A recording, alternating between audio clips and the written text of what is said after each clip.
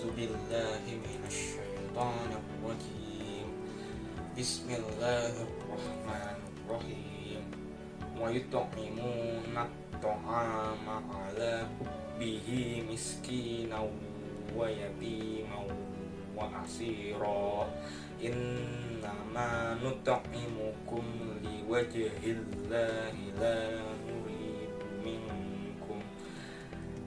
نريد منكم جزاء ولا شكورا إنا نخاف من ربنا يوما عبوسا قمطريرا فوقاهم الله شر ذلك اليوم ولقاهم نضرة وسرورا وجزاهم بما صبروا جنة وحريرا صدق الله.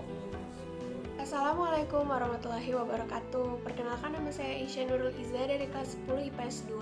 Hari ini saya akan membacakan sari tilawah Quran Surah Al-Insan ayat 8 sampai dengan 12 yang memiliki arti, dan mereka berikan makanan yang mereka sukai kepada orang miskin, anak yatim, dan orang yang ditawan, seraya berkata, sesungguhnya kami memberi makanan kepadamu hanyalah karena mengharapkan ridho dari Allah. Kami tidak mengharapkan balasan dan terima kasih dari kamu. Sungguh kami takut akan azab Tuhan pada hari ketika orang-orang berwajah masam lagi penuh kesulitan. Maka Allah melindungi mereka dari kesusahan pada hari itu dan memberikan keceriaan dan kegembiraan. Dan Dia memberi balasan berupa surga dan pakaian sutra kepada mereka karena kesabarannya. Sekian dari saya. Wassalamualaikum warahmatullahi wabarakatuh. Assalamualaikum warahmatullahi wabarakatuh. Perkenalkan, nama saya Adinda Aulid Nandaka dari kelas 10 IPS 2. Hari ini saya akan membawakan kultum tentang materi hari ini. Bismillahirrahmanirrahim. Assalamualaikum warahmatullahi wabarakatuh. Pertama-tama dan yang paling utama, mari kita panjatkan puji syukur kita kepada Allah Subhanahu wa Ta'ala yang telah dan masih memberi kita banyak sekali nikmat, sehingga dengan nikmat-nikmat itu kita masih bisa melaksanakan perintahnya dengan baik. Hadirin yang dirahmati oleh Allah, pada kesempatan yang berbahagia ini saya akan menyampaikan kultum singkat tentang ikhlas. Ikhlas dalam arti yang sering kita pahami adalah melakukan sesuatu tanpa mengharap imbalan apa-apa. Pengertian ini sedikit banyak yang sudah benar, hanya saja kurang tepat. Dalam agama kita, ikhlas adalah melakukan sesuatu karena Allah Subhanahu wa Ta'ala. Ikhlas sendiri mempunyai banyak sekali dimensi dalam kehidupan sehari-hari kita. Contoh, ikhlas dalam bekerja, ikhlas dalam beramal, ikhlas dalam mengajar, ikhlas dalam beribadah, dan selanjutnya. Nah, contohnya, apabila kita masukkan dalam konteks ibadah, maka ikhlas berarti melakukan ibadah karena Allah Subhanahu wa Ta'ala, bukan yang lain. Bukan karena ingin dipuji, bukan karena ingin terlihat soleh, tapi benar-benar semata-mata hanya karena Allah. Allah berfirman dalam surat Al-Bayyinah ayat 5, yang artinya, tidaklah mereka diperintahkan kecuali untuk mengikhlaskan agama untuknya. Ayat di atas menerangkan pada kita tentang berlaku ikhlas dalam beragama. Agama apabila tidak dilandasi dengan ikhlas dan kejujuran akan runyam dan seolah tak berbekas. Orang sibuk memikirkan kepentingan diri sendiri tanpa sedikit pun menempatkan agama dalam prioritas kehidupannya. Fenomena ini banyak sekali terjadi di sekitar kita. Bahkan mungkin tanpa sadar kita termasuk dalam arus masyarakat yang seperti itu.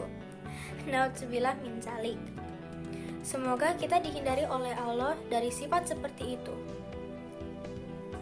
Ikhlas juga menjadi penting untuk dipraktikkan, karena setiap amalan yang kita lakukan tidak sah di mata Allah apabila tidak tanpanya. Karena setiap amalan yang kita lakukan tidak sah di mata Allah apabila tidak tanpanya. Dalam hadis yang diriwayatkan oleh Imam Muslim dalam kitab Sahih Muslim, diceritakan tentang suatu perkara yang akan terjadi nanti pada hari akhir di hadapan Allah. Saya kutip salah satu kisahnya. Dikatakan nanti di hadapan Allah, ada seorang hamba ditanya oleh Allah, "Apa yang telah kamu lakukan di dunia, wahai hambaku?" Ia menjawab, "Saya berjuang dan berperang demi Engkau ya Allah, sehingga saya mati syahid." Allah berkata, "Dusta kamu, sebenarnya kamu berperang bukan karenaku, melainkan agar disebut orang yang berani. Kini kamu telah menyandang gelar tersebut." Kemudian Allah memerintahkan agar dia dicampakkan dan dilempar ke neraka.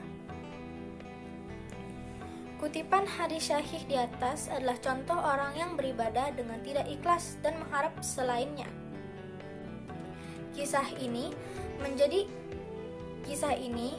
menjadi tamparan keras bagi kita yang masih sering beribadah atau melakukan sesuatu bukan karenanya. Semoga kita termasuk orang-orang yang Allah lindungi dari hal-hal seperti itu. Hadirin yang dihormati oleh Allah, dalam beramal juga ikhlas menjadi barometer. Sebesar apa pahala yang kita dapat. Semakin ikhlas seseorang dalam beramal, semakin besar juga balasan yang diterima. Semakin murni karena Allah dia melakukan sesuatu, maka semakin bernilai amalan itu di sisi Allah Subhanahu wa Ta'ala. Nah, setelah memahami urgensi berlaku ikhlas, maka hendaknya kita mulai memupuk dan melatih diri kita untuk ikhlas dalam segala hal, sehingga apa yang telah Rasulullah siratkan dalam hadisnya tidak terjadi pada kita. Amin. Saya kira cukup dulu kultum singkat tentang ikhlas ini. Semoga apa yang telah saya sampaikan bisa bermanfaat bagi kita semua. Wabillahi taufik wal hidayah. Wassalamualaikum warahmatullahi wabarakatuh. Terima kasih.